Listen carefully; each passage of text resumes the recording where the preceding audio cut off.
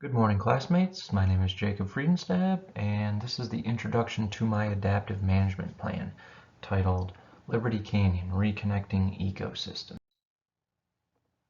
It's going to be a wildlife crossing that is built over Highway 101 in just outside of Los Angeles in California. It's going to connect the Santa Monica Mountains National Recreation Area with the Cheeseboro Palo Camado Canyon. When this is completed, it'll be the world's largest. It'll be about 10 to 12 traffic lanes wide. Kind of the unique and important part of the Santa Monica Mountains is it's one of only 5 Mediterranean ecosystems worldwide and consists of 450 unique animal species. So some important reasons why this crossing will play a vital role. It's going to increase connectivity to the surrounding habitat and reduce wildlife mortality.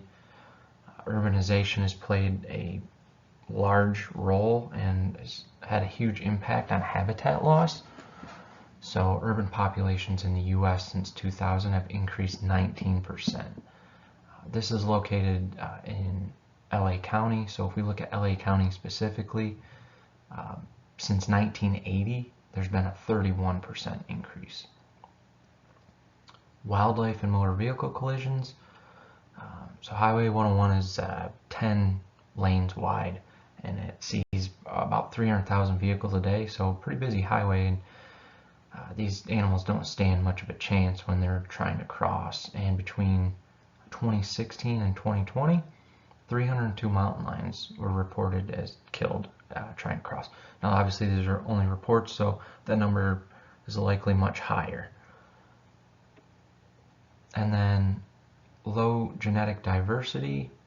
The mountain lion population in the Santa Monica Mountains has been shown to have the lowest genetic diversity of any other mountain lion population, with the exception to the Florida panther, which is a subspecies.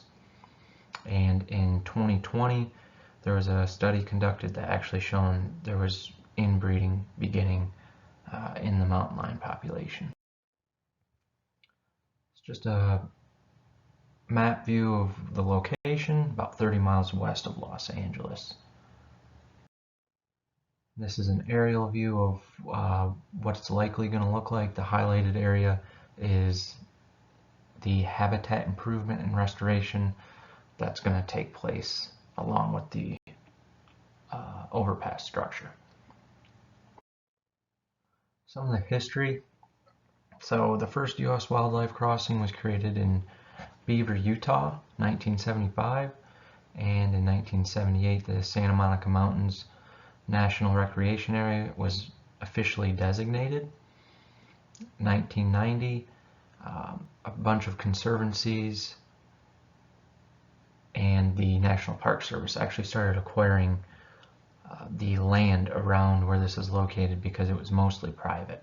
So it took quite a while for them to get the land and then be able to begin this process. And then, as I stated earlier, 2020 was the first signs of inbreeding, and the structure began construction in 2022. This is a map that shows all the land that they had to acquire over the course of the last 30-40 years to make this possible.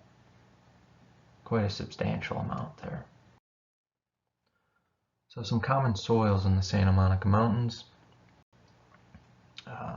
You have things like Gaviota, Cawthorne, and the report, this would state various qualities of the soil like pH, runoff, salinity, and then some of the vegetation that's most commonly found associated with these soils.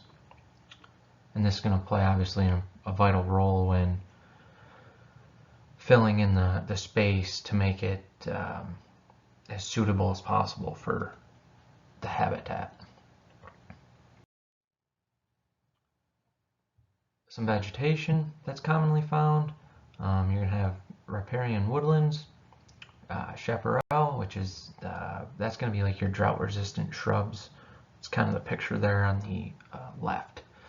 Riparian, that's your hardwoods, and then sage scrub, which is very similar to chaparral, but it's found in coastal lowlands.